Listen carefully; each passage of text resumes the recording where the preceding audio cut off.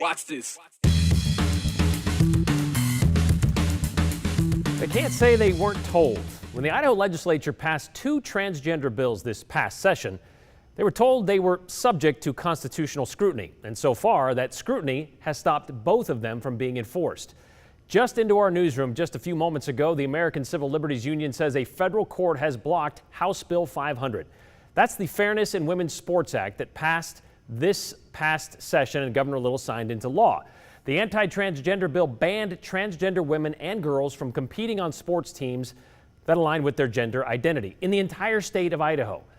And in his ruling today, Judge David Nye did allow two Idaho State athletes to testify to defend this law. But until this case goes to trial and is settled in court, it cannot be enforced.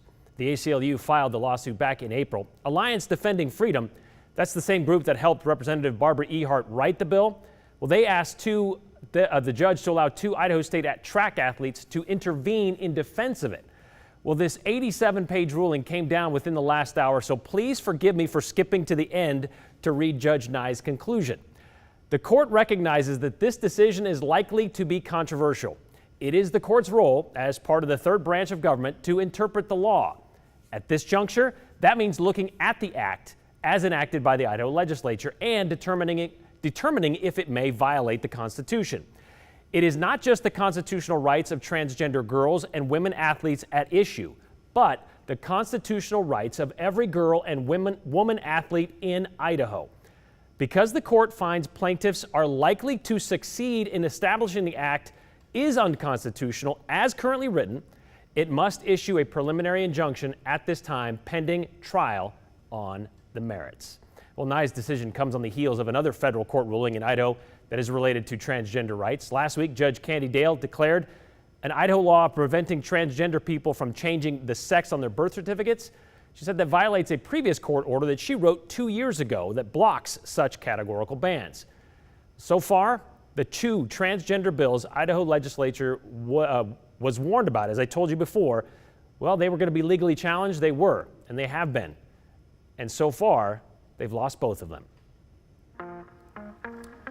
Well, this day has been marked on the Boise School District calendar for a while now. Their goal was to stick to it. The 2021 school year was going to start on time, but it was also going to start only online. Between parent surveys and school board meetings, they said they were ready, and every student who needed a device, the district was going to get them one. They told us they distributed 8,600 in the spring and about 7,000 more computers over the last week or so. But what about those 13,000 Chromebooks that we heard about last week that were ordered in May and still haven't been delivered to the district?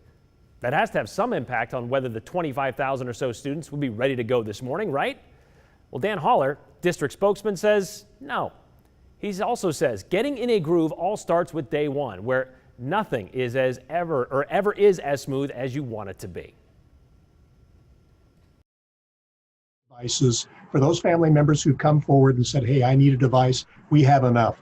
And those ones that are being ordered right now are actually being delivered, that were ordered in May, that are hopefully en route in a matter of days.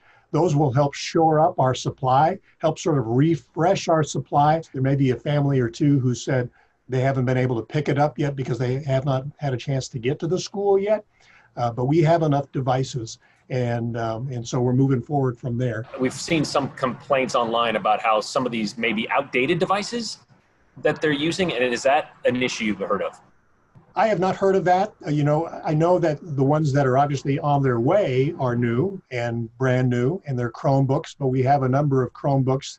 Primarily Chromebooks are the device that we use, and those are those 8,600 and the 7,000 as well. But from my understanding, if we have an issue today, it's generally been, from the reports that we're receiving at the schools, it's been a login issue. Students having difficulty logging in, and we've actually added extra staff here at the District Services Center and also on our help desk to be able to field those questions. I wouldn't be honest with you if I didn't say there's going to be little bumps in the road, right? Just like there's any little bumps in the road when you start any school year. How are you handling the internet issues, connectivity for those families that don't have it at home? And how is that working today? Well, what we did is we indicated to our schools that we need to open each of the schools for hotspots, because we understand that Some people may not have a hotspot. We have some on order, and they will be here shortly. We've already distributed about 500 last spring, so they're out there. So again, we distributed 500 last spring, and we've ordered more, and we expect them hopefully this week. But in the meantime, you can go to any school and get that access. We have some students, for example, at Boise High who went to the campus of Boise High, sitting on one of the picnic benches there to be able to access the internet. So there's some workarounds until we get those hotspots in place. With temperatures like around 100 degrees today, though, sitting on a bench in a parking lot, they ain't gonna cut it very long. It's not ideal. There's no doubt about that. It's not ideal. And again, it's a supply and demand situation. We ordered these devices early on. Other districts are facing this situation as well, and we'll distribute them as quickly as we can as we get them here. But we understand that not everything is going to be perfect on the very first day. It's not always perfect anyway when you have a normal year. And here we are in the middle of a pandemic, and this is new for all of us, new for parents, new for staff. And we're looking for grace, we're looking for understanding, we're looking for patience as we move forward. But for the most part, from what we understand, the login issues are being dealt with, and we look forward to continuing on with the learning as we move forward. Dan Haller says with school districts across the country in the same situation, the Chromebook delay is simply a supply and demand issue. He said they arrived in LA late last week and he expects those Chromebooks to be here next week, or this week, I should say. They've added extra staff to help, or with the help desk, as you heard him mention. But if you have any concerns, try contacting your student's school first. And there's a video on their website that could be helpful for parents. We have it in this story at ktvb.com. And many have asked us about bus drivers and the fact that they're not working right now since, well, they're not needed. Dan says their bus company, Durham School Services, is actually hiring in anticipation the district will be back to in-person, in-class learning by September 8th. But as you can imagine, a lot has to happen between now and then. So that's the school district's perspective. What about a parent's perspective? Bright side, no getting kids up early enough to catch a bus, no steering your way through the school parking lot, no worrying if your kid is going to like their new teacher. Well, most students could go from the breakfast table to the classroom without getting out of their chair this morning. It's a whole new experience for them and their parents too. So when we wanted to find a mom or a dad to tell us how the first day of school went, we didn't have to look too far. We just checked in with our own working from home mom, Kim Fields, to see if her day was anything like yours. Okay, so today was the first day, not of school, but of virtual school for my youngest kiddo, my first grader. What was it Dr. Seuss said? You're off to great places. Today is your day. Your mountain is waiting, so get on your way. Well, getting on your way for my daughter is really just a short commute to our living room, where yesterday we set up a classroom in the corner, her very own designated spot for learning. At 8:45 a.m., we were logged on and we were ready to go. Although I needed help from my 9-year-old to help me figure out how to work the picture grid in her Google Meets virtual classroom so that she could see herself and everyone else at the same time. Patience, I thought, patience. But only about 30 minutes into the day and my patience was already starting to wear thin. And I'll admit, I'm not really a patient person, because I couldn't figure out how to work one of the apps, one of the online learning apps called Seesaw. And it makes me feel so stupid when I can't figure out how to do something on the computer. But thank heavens, I have an in-house 9-year-old IT guy. It's now about 9:30 and my daughter has completed her first online activity, the Seesaw activity, which was to take a selfie for the class.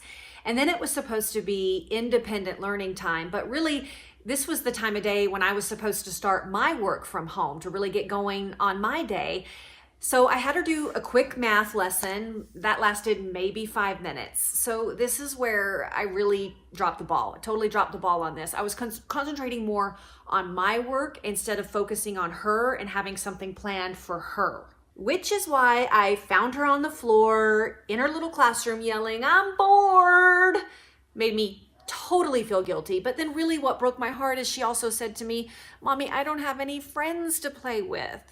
So lesson learned on this one, I'll share this with you guys. Plan ahead, look at your teacher's schedule, have those activities ready to go for those independent learning times. It's now about 10:30 and she's back on the computer in her living room classroom behind me to learn about proper computer behavior. So strange that this was her first assignment because I'm wondering really what she would have been doing instead had she been in an actual classroom.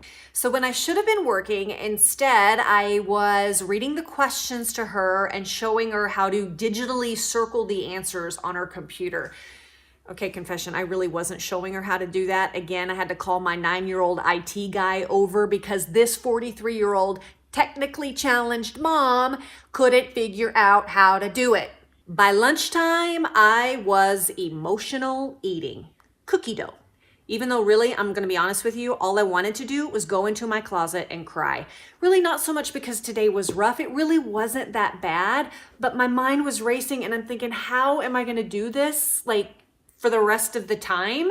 How am I gonna juggle work and my child here at school learning? Because I want the best for both. But I sucked it up, I put my smile back on, and I finished the day with some reinforcements from my husband, came over and helped some, and then really some reassurances from my daughter's first grade teacher. I heard her tell the class as she said goodbye to them, she said, remember, we are all learning together and that we can do this. Yes, we can do this. I just need to remember to breathe, be patient, and to have my 9-year-old IT guy on speed dial at all times. Oh my goodness. I can't imagine, Kim, you're the only one feeling the frustration this morning and throughout the day. But you made it. You made it through day one, and that, again, that first step, always the toughest one. Hopefully tomorrow, well, kind of gets a little better start to it and continues, at least until September 8th, when maybe things will change. I don't know, because Nampa, Caldwell schools, they're not going to start their school until next week, so we could do this all over again for everybody in the 2C. West Ada's, yeah, they don't start until September 8th. They've already pushed it back, still waiting for some devices there. But good luck to you, Kim, for the rest of this week, the rest of the next couple weeks, maybe the rest of the semester, depending on what you have chosen to do. But it's going to take a lot of patience and, of course, a lot of luck for the parents and teachers out there.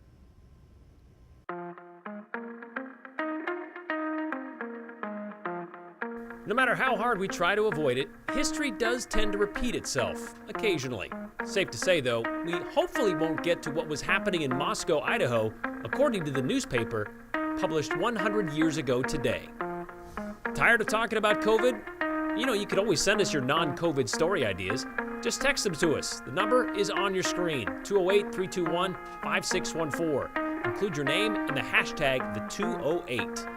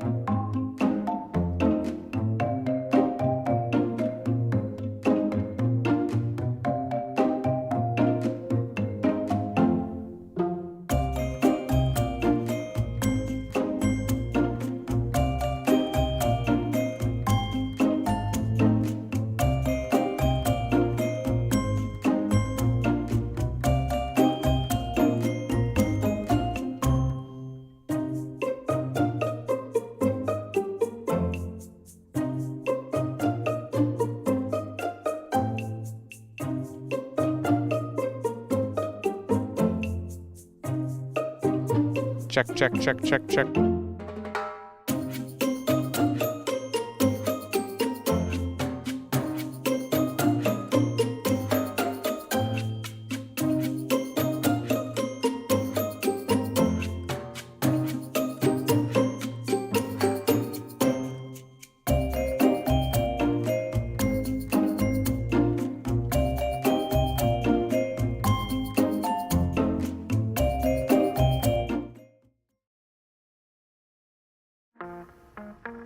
All right, so bars across Ada County still closed. Been that way for about a month. Back in late June, Central District Health put out a health order that closed bars to help control the spread of COVID-19. For business owners, keeping the doors closed has been, well, you can guess it, extremely difficult. But some bars are now getting creative.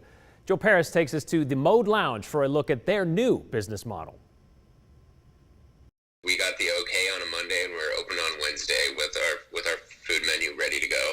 When COVID concerns forced bars across Ada County to shut down, places like the Mode Lounge in Boise started to get creative. So we opened up as a restaurant as well. Just ask Tyler Armstrong, general manager of the Mode Lounge. The team there worked to change from a mix and mingle bar setting to a seated restaurant experience with food options. Small, like charcuterie board, cheese plates. We got a caprese salad skewer, an olive selection, nuts. Armstrong says the Mode had thought about making the change for a while. It was after the second shutdown, we decided we had to do something to stay open. We're a small business and we wanted to make sure that we could stay afloat during all this.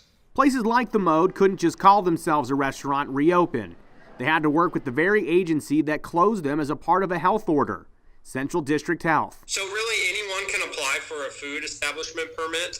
Basically, it's the same process as a restaurant would have. Tyler Jordan is an environmental health specialist with Central District Health. He has worked with some bars as they applied to get a food establishment license so they could reopen. So we sit down and we go over operationally how they're going to produce the food safely, and then go over all the building requirements that would be needed for them to retain a food permit. Jordan explains that bars are not just given a quick pass to serve food. They must close their bar tops and operate like a food establishment. CDH has a list of things they look at for any place serving food. The first thing that we're going to really look at is hand sinks, where they're located, where they're producing the food. We're going to look at, do they have adequate refrigeration, or if they're going to be holding food hot, do they have adequate hot holding facilities, as well as places that they can wash all their dishes, whether it be a dishwasher or manually be able to wash their dishes. Another point, like all restaurants had to adjust to, COVID protocols. When you head into the Mode, it will look different than before, with seating spread out. But we want to make sure operationally that they have a plan, just like when restaurants were opening back up, they had to submit everything to us. So that is kind of something that we look at, is make sure operationally that they have a plan for COVID use, just like a restaurant would. This is a small space. Right now it feels really large because we have this extended patio. Our patio's, I believe, almost 1,100 square feet now, so we've been able to stretch out our space a lot outside, and then we remove some tables inside to open it up. Armstrong says the reception from guests so far has been great. The food speaks for itself. It's good. It's perfect. Small plates, something to snack on and keep you around while you're having a great drink while you're at it. And Central District Health tells me that they've had about a dozen or so bars reach out to them to try to go through this process. Right now, they're working with those bars to see if they can get them up to code and actually have them reopen as restaurants. Brian? I'm surprised it has been more than a dozen, but yeah, you can see how everybody's trying to get creative, but there are a lot of steps they got to go through to make it work. So thank you very much, Joe. Good to see that ingenuity out there across Ada County. All right, here's a reminder. Get your questions and your comments in before the end of the show. 208-321-5614. Send us something about anything that was just so Idaho, you were out there and you saw that, to a question about something you saw that made you wonder, something on this show, something you want to see on the next show. Include your name in the hashtag the 208. And again, stick around. We could be reading yours at the end.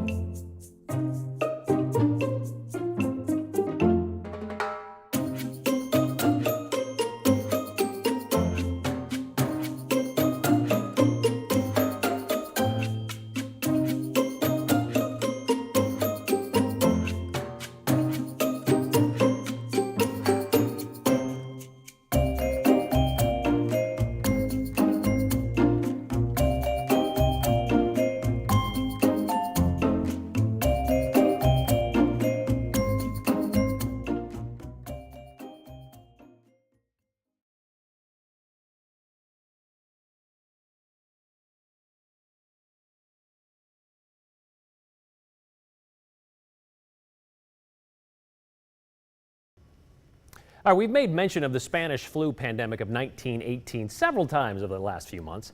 Reasons are obvious. It's considered the deadliest pandemic in modern history, and by the summer of 1919, the pandemic was all but declared over, but the virus still stuck around a little bit, and it wasn't the only infectious disease out there.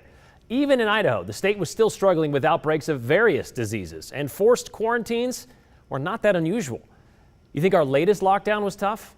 100 years ago today, August 17th, 1920, one Idaho town was fed up with the cavalier attitude some were carrying when it came to public health. On the same day, the Daily Star Mirror dispelled a rumor that banks were not honoring the value of Palouse wheat, and the Polish army fought like demons to drive the Bolsheviks from Warsaw. The paper made it known a health order was about to hold people accountable.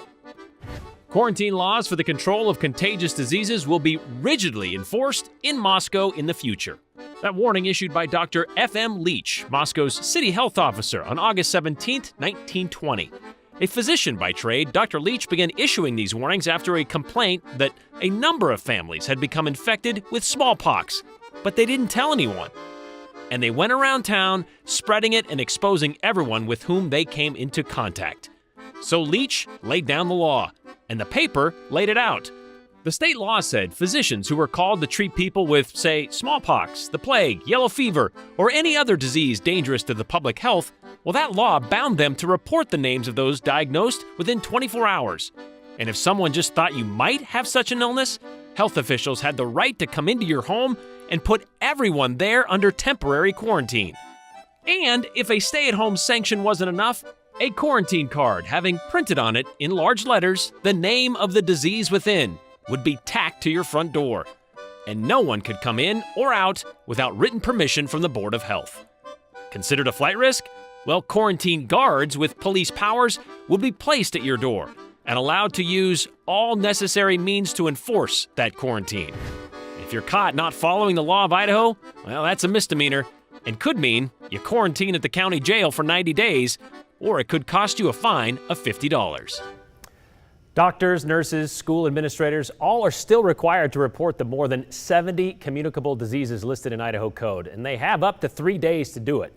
It's now told to the local public health district, and a person's name, address, phone number, age, ethnicity is all part of it.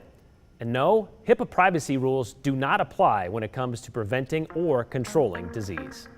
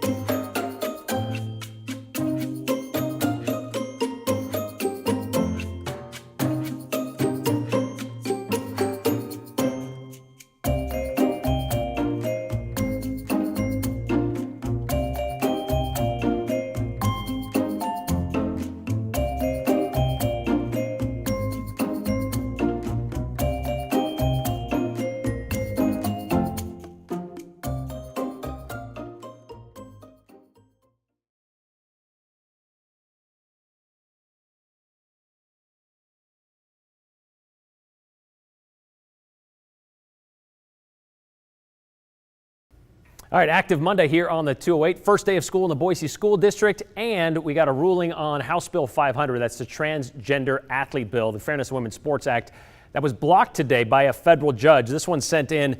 Great job, Idaho legislature. Keep passing those unconstitutional laws and spending our tax money defending them. That's sent in from David to the 208, but has not been determined constitutional or unconstitutional at this point. That still has to go to trial. Right now, it just blocks that law from being enforced until an outcome in that trial is determined. But yes, that law has been blocked for the time being. Would it not be better to get this money to the school district so they can educate our children properly and not spend it on defending discriminatory laws that at best should never have been passed in the first place? Nobody ever said bigots were smart. That's from Harry in Boise. 208, love the real world of Kim Fields from Bill J. A lot of you did. We got a lot of positive text messages about Kim and her honesty today about having to deal with the first day of school from home while she was trying to work from home. Kim should be complimented for her honest evaluation of the first day of school. I know I'd be right there with her if my children were starting today. That sent in from Sue. My wife Madeline and I laughed with sympathy as we listened to Kim Fields' story, especially the 9-year-old IT guy. We could have seen ourselves in her place. I know a lot of frustrations for parents out there, but again, just the first day, a lot of kinks worked out. Hopefully tomorrow will be a better day. And speaking of that 9-year-old IT guy, Ray wants to know, hey Kim, what's the price of your 9-year-old IT guy? He could pick up an after-school job during this work from home time, so you never know. It could be a before-school job. We'll see you tomorrow.